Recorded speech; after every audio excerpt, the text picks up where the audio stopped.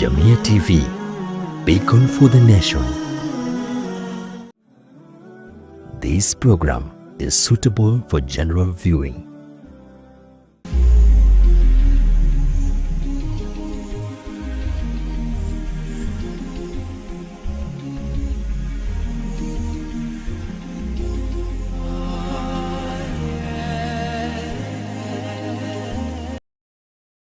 Assalamu alaikum wa rahmatullahi wa barakatuh. Ahlan wa sahlan wa marhaban bikum. A very good evening to you and welcome to live real talk show here in Jamia TV. My name is Zamzam Ahmed and tonight we are going to talk about a very important discussion. You know, today being the 25th of June 2026, this marks 2 years since the historic Gen Z protest that happened in 25th June 2024. A day that changed Kenya's political landscape. Thousands of young people took to the streets to oppose the Finance Bill 2024 and demand greater accountability from their leaders. The protest culminated in the storming of Parliament and led to nationwide discussions on governance, taxation, and the power of youth civic engagement. Today, Kenyans remember those who lost their lives and reflect on the lasting impact of that movement. Now, today we are going to talk about youth as game changers in leadership. I believe you have seen many young people being bold and trying to vie for positions, leadership positions in the coming election. And in tonight's episode of Live Real Talk Show, I am joined by Faraji Kiminyala. You will forgive me if I pronounce your name wrongly. I understand, it's very difficult. Assalamu alaikum. Wa alaikum salam wa rahmatullahi wa barakatuh. How are you? I'm very fine, Zamzam.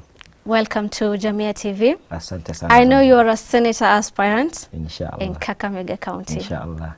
All the best. Asante sana, Zamzam.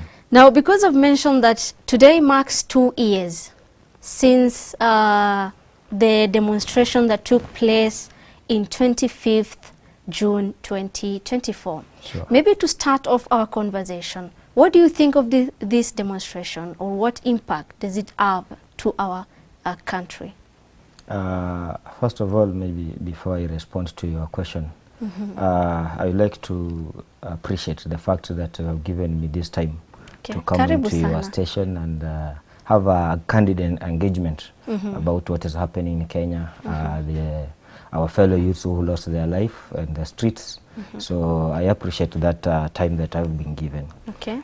Secondly, I want also to thank God. I start by saying Bismillahir Rahmanir Rahim, because it is not easy for all of us to be here at this time to discuss these issues that are affecting our country. Now, on the matters of Kenya and Gen Zs who lost their lives 2 years back, I just want to say, first of all, is to say Inna Lillahi wa Inna Ilahi Rajiun, because from God we came and from to him we will go back. So, and nobody knows how he or she is going to lose her life. So I just want to send my condolence, and I wish the families that lost their loved one, let God continue giving them a heart that can absorb what happened. And we also still feel the pain of losing our brothers, including Rex Masai, Albert Ojuang, who happened to be my very close friend.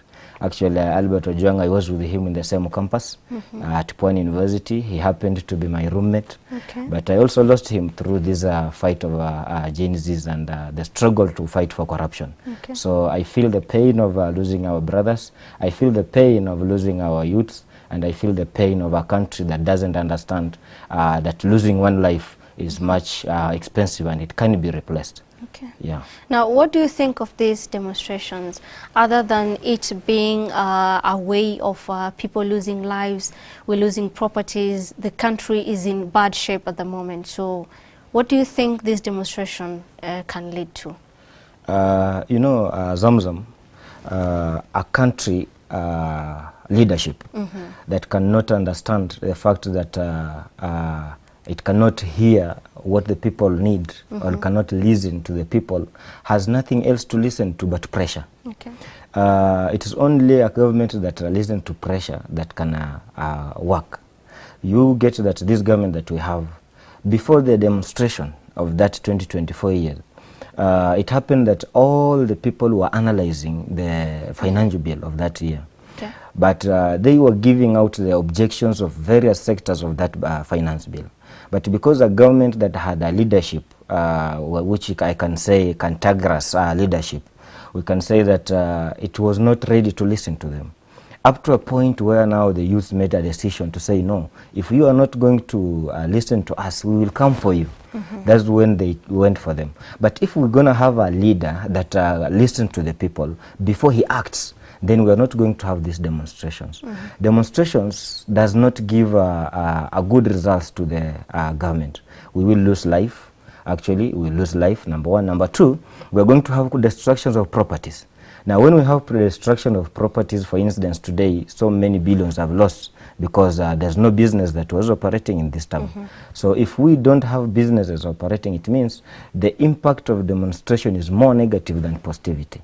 But because now the government requires it for it to listen and act, then we have to go to the road. We don't have another way. Okay. Yes.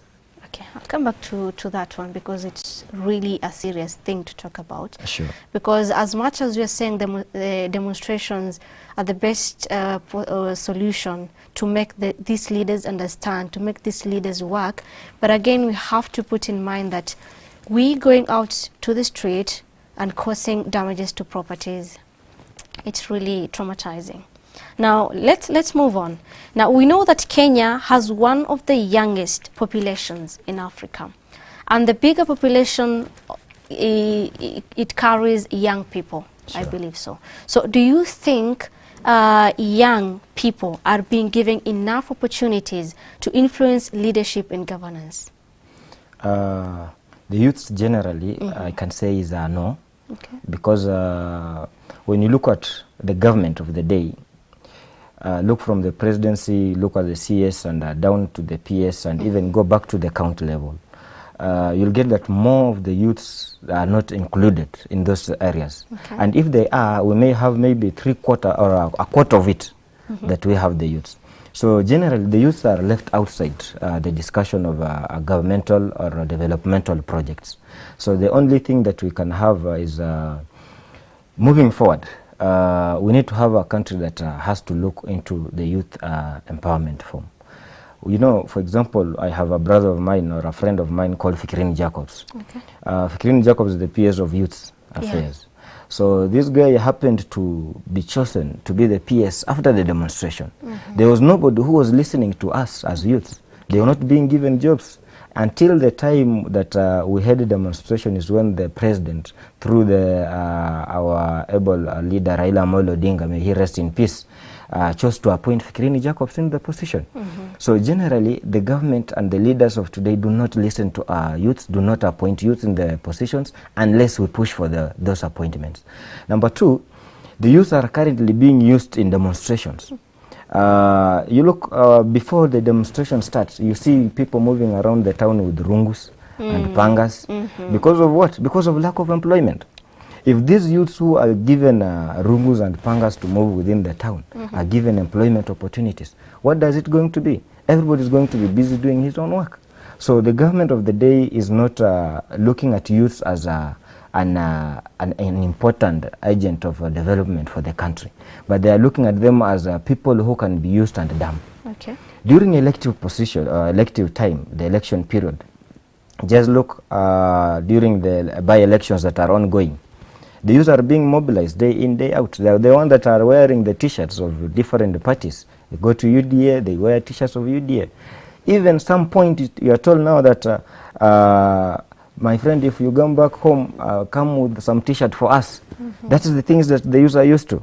So we have to look at a way that these youths are not only being used for during campaign, but also they are being given opportunities that they can as well practice their skills. Okay. That is what we have to look at.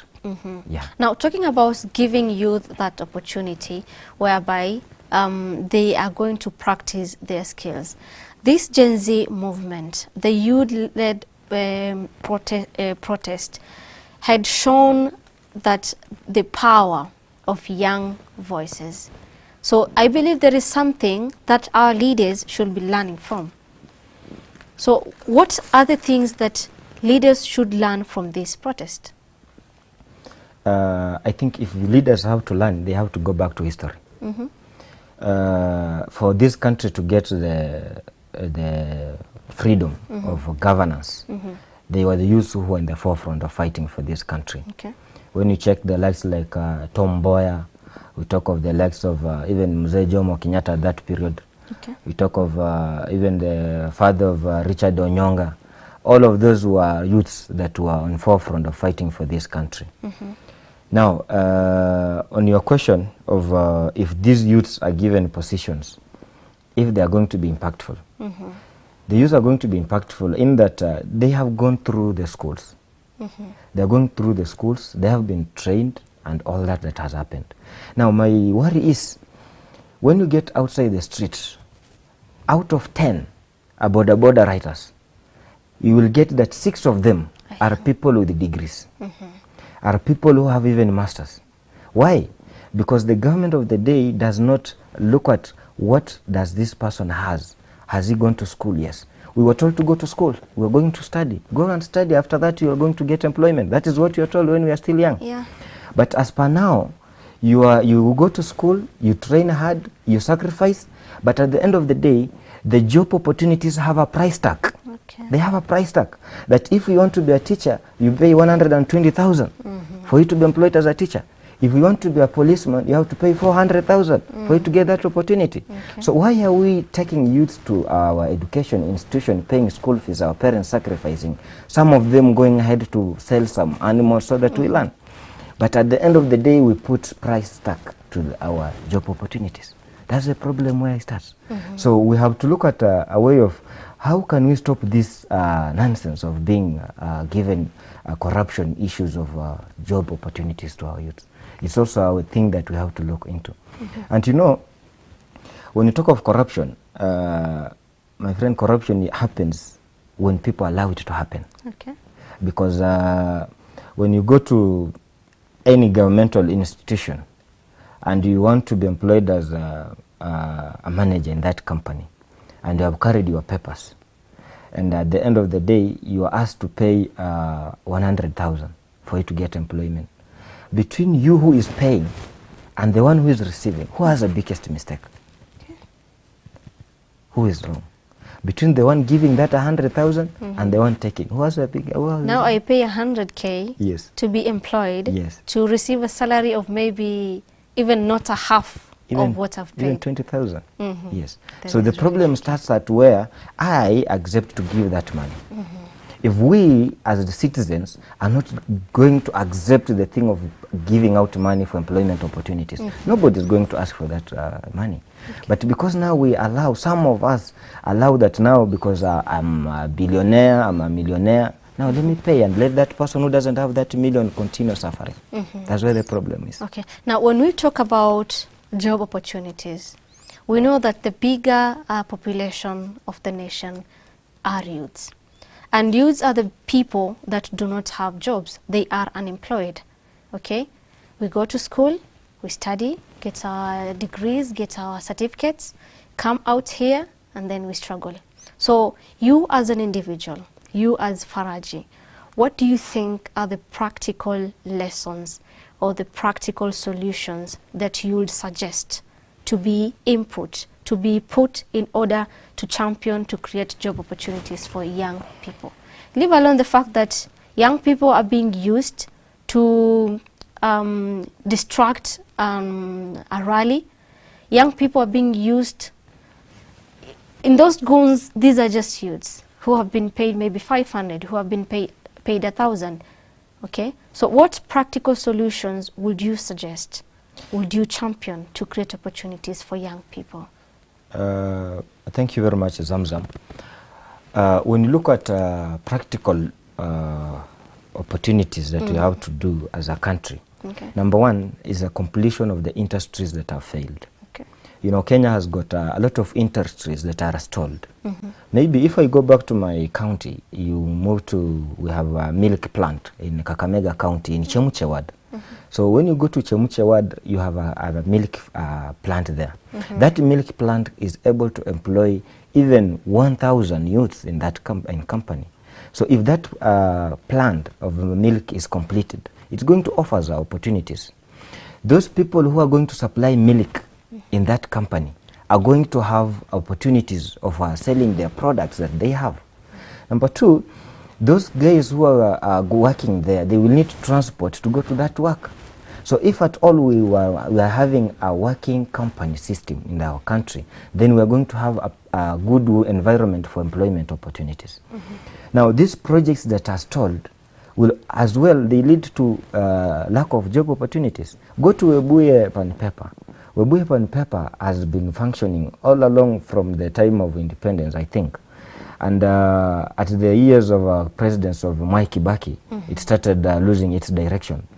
Some of our friends were working there. But now, as we speak right now, more people lost their job opportunities because the functionality of what? Of Webuye Pan Paper. So the functionalization of industries that are there is going to give out job opportunities to all other youths that are existing outside here. We are going to have people who are working around the area. We will have those the landlords who are going to get opportunities of renting their house. We are going to have borders who are going to carry other workers, and all that thing are going to be functional. Number two, another practical way is this country to give a fair ground for opportunities. Let there be opportunities for those ones who deserve it. We cannot have a country where opportunities that are existing are advertised, but as well they are already taken by other persons. Unajua sasa mtu akikuja na kuambia my friend ya kwamba kuna kazi kwa county ya Nairobi, kwa kweli wame-advertise kazi ni 1,000. Wewe mwenyewe unaenda hapo unaanza kungangana, unatafuta pesa yako, unaenda transport, umefanya photocopy ya makaratasi, unapeleka hiyo makaratasi. Ukimaliza kupeleka haya makaratasi, at the end of the tunnel, you are not even shortlisted. Hizo kazi zote zishaenda. So let us, the government, give a free and fair environment for each person who is able to apply for that job. Then these opportunities are we are going to reduce the number of youths that are in the job searching areas. Let me come to this question. As this is kind of personal. Yes. From you vying for a senator position in Kakamega County. Sure. So how are you going to change Kakamega, and how are you planning to involve the youth in your endeavors or the endeavors of the county? From the words of one of the greatest leaders that we have, Malcolm X. Malcolm X said real leadership begins with discipline. Okay. And it has a discipline of your mind as a person, the discipline of your mind, the discipline of your actions, and the discipline of your focus. Okay. The discipline of your tank matters a lot. So in Kakamega, as we are moving forward, you know, all systems requires updates. Okay. When you look at the Kakamega County after devolution, the leadership of Kakamega County has been constant. We have had Mzee Oparanya being the governor of Kakamega immediately after devolution as the first governor. We have had Senator Khalwale at that point. Mzee Oparanya served as 10 years. Okay. Then we have Khalwale who came, and he's still serving as a senator up to today. And we are also having our governor, who is the current governor, Mzee Fernandez Barasa. Okay. So our ideal to move and decide to vie for this position is number one, all systems requires update. Okay. All systems. Be it your phone, Zamza. Simu yako ikifika mahali inakuambia updates, ndio? Yeah. Sasa mbona sisi tuseme kwamba sasa viongozi wenye walikuwa pale waendelee kutuongoza, na wanaendelea kutuongoza wakitumia zile system za kitambo za uzee. We want to have a system where Gen Z, unajua ni watu wa technology. Yeah. Na wewe uko pale umekuwa kwa hii system kabla hata Gen Z hawajazaliwa. Wamezaliwa wamekuja tena unaongoza bado. Na ungali unatumia ile mafikirio ya kitambo ya uzee. Okay. When we need technology, for this technology to work, we need people who are technologists. Lakini sasa nikiwa na mtu kama wale wa leaders wenye wako saizi wao wazee wakienda mahali wanalala tu. Jamaa kwa mkutano unalala na huku mtu anaiba pesa ya county. How can we deal with that? So I am coming in as a senator, as a fresh person, with a fresh mind, with fresh focus. And you know, senators, the main role of a senator, by the way, if I can just touch on it, is the oversight. You know, the county government of Kakamega oversight side has failed. And how? How does this failing of the Kakamega county has failed? Number one, we have projects that this governor started, the current governor, leave alone the Mzee Oparanyas reign. We have a bridge that is in between Buhakunga and Mayuge. We have a river called the River Lusumu. Okay. That bridge, the current governor, who is Bwana Fernandez, started that bridge on the first year of his governance. He had a good ambition for it. We appreciate it. But that project was stalled the second year. Okay. And as we speak today, it is not being remembered up to date. I have gone through the budget of Kakamega County, 2026-2027. And maybe that is where the problem begins. Sisi unaona sisi wa Kenya, hatusomi budget, hatupiti. Sasa hizi enda kwa hii street na uulize watu kama wamesoma budget ya Nairobi County. Hawajui. Mimi nimesoma budget ya Kakamega County na nikapata kitu kimoja hapo.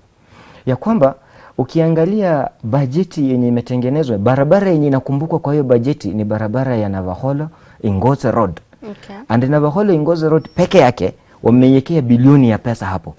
There is no any other road that is touched on that budget. Okay. So if we are going to subject ourselves to reading of these budgets, we are going to update ourselves on what is going to be done by this government. What do you expect by the end of this financial year? What do you expect your government to have achieved? Okay. So as a young person who is coming, I'm able to read through the constitution. I will be able to read through the budgets, and I will be able to carry out what you call oversight role by reading.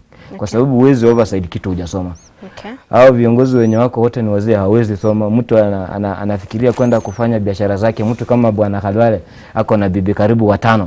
Sasa mtu ako na bibi 5 atasoma namna gani hii mambo mengine? Now, I want us to take a short break. You know, definitely people that are watching us, and especially those coming from Kakamega, would really want to know how best you're going to improve the county, how best you're going to improve the lives of the youth that are living in Kakamega. And now that you've mentioned about oversight role, I'll come to that one in our second segment, because there is something that we lack as the people, is understanding the roles of these leaders. What is the role of a governor in a county? What is the role of a senator, the MCA, the MP, among other leaders? So stay tuned for the second segment. We're taking a short break.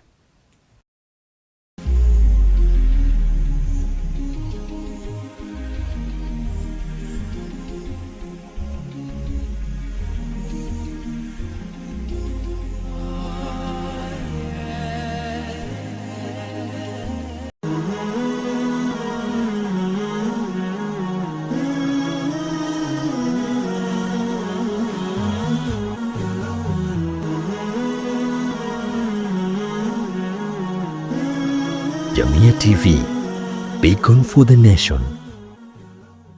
أعوذ بالله من الشيطان الرجيم.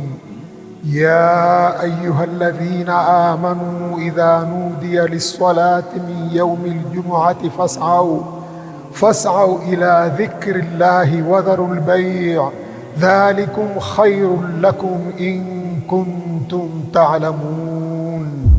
Enyi mlioamini, munapoitwa kuhudhuria swala ya Ijumaa, fanyeni haraka kuikimbilia, muache biashara zenu, hilo ni bora ikiwa mwelewa. Isikilizeni kwa umakinifu khutba ya Ijumaa ili uzidi kujenga imani yako na kupata faida nyingi ya siku hii. Coming to you every Friday from Jamia Mosque, Nairobi. live on JamiaTV.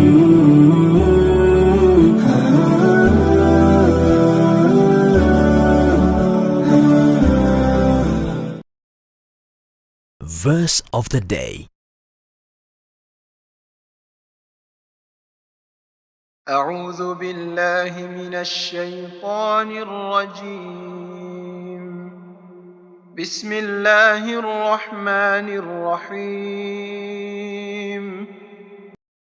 المال والبنون زينة الحياة الدنيا والباقيات الصالحات خير عند ربك ثوابا وخير أملا.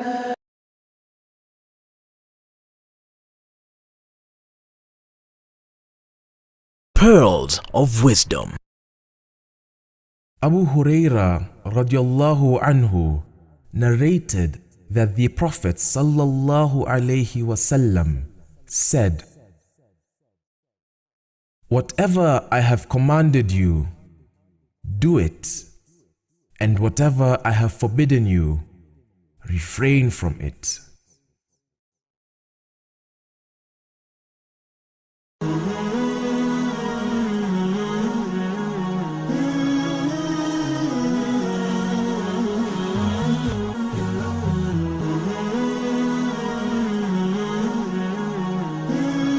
JamiaTV, beacon for the nation.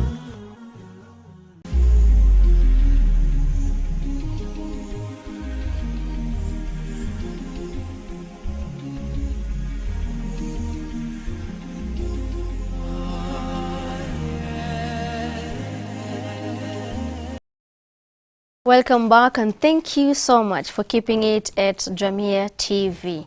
This is the second segment of live real talk show, and we continue the conversation. Before we went for a short break, we mentioned about oversight role. I know the biggest challenge that we are facing is not understanding or not being aware of the different roles of the different leaders in our counties. So let me ask Faraji here. Before we went for a short break, yes, in your last explanation on what best you can do to the people of Kakamega, you mentioned about oversight role. So what is this oversight role, and what is the role of a senator to county? Thank you very much again, Zamzam, for the engagement. Actually, the problem we are having generally is the way you have stated. Our people or citizens of Kenyans not understanding what is the role of this person. We are being elected, or people are being elected without the knowledge of what is this person going to carry out. Maybe to start from the MCA position. You know, MCA also, they have a role of oversight. You know, we have the senator who is also carrying out oversight. The MCA are the ones that oversight, maybe if I can use the gate and the environment. The environment is now what you call the county in general. But the gate is where now the senator starts, where now the money has come. Are you using that money very well as a governor? Now, the conjunction or the cooperation between MCA and the senator will give results to a good delivering of the governor's targets or the objectives to the people. So after the Senate, the MCA carried out his oversight, which actually they are failing to carry out. The senator comes to take report, the final report of the year's achievement of the governor. What project did you start this year? At what point have you reached? And after that, now, is it complete? And if not, is there accountability part of it? Are you accountable of all the shillings that I brought as a senator? Because as a senator, you also carry out the budget part of it. You ensure that money that is budgeted to go to the counties goes to the counties without even a drop of it being deducted. So ukiwa ya kwamba pesa imekuja na gavana hajaitumia vizuri, inamaliza inaleta shida. So shida ambayo inaangusha counties na zetu kuanguka ni kupata ya kwamba kuna MCAs ambao wawezi fanya kazi ya oversight. Kwa sababu mimi kama senator nimeleta pesa, wewe uko pale kuhakikisha ya kwamba even this budget, the budget of the year, it is passed through the county assemblies. Is the county assemblies ndio kuna responsibility ya kusoma waone governor akona idea gani ya this year. So kama MCA watashindwa kusoma na waapprove kitu ambacho hawajui, inamaanisha ya kwamba governor ataendelea kula hiyo pesa. And what has the governor done? The governors have realized that these MCAs are cheap and they can be bought. So instead of investing in the projects, the governors are investing in MCAs. Ndo maana sasa hivi wenye tunaongea utapata ya kwamba hawa MCAs ndio wenye wanataka sasa viti vingine. Mnataka sasa atoke kwa MCA anataka kuwa MP, mwingine anataka kutoka kwa MCA aende kwa senator. Now the big question is, Unajua sisi wa Afrika mara mingi tunakuwa attracted na thieves. Yes, our leaders, we are more attracted to thieves as our leaders. Look at the leaders we have. Most of them, they have what we call integrity issues. Wengi wao wamehusika na mambo ya wizi ya pesa. So ukipata kama mtu anataka kutoka kwa MCA, anataka kwenda kwa Senate, ukifuatilia historia yake, hata wengine wao tuko na ripoti zao, wanakula mpaka pesa za wamama. So this thing of oversight, it starts with the MCAs. Number 2, the legislation part of it. Senators, we have to carry out legislation. We have to make laws. Lazima tuangalia ya kwamba hii law ambayo tumeileta ni law ambayo itakuwa ya kusaidia mwananchi ama ni ya kumuumiza.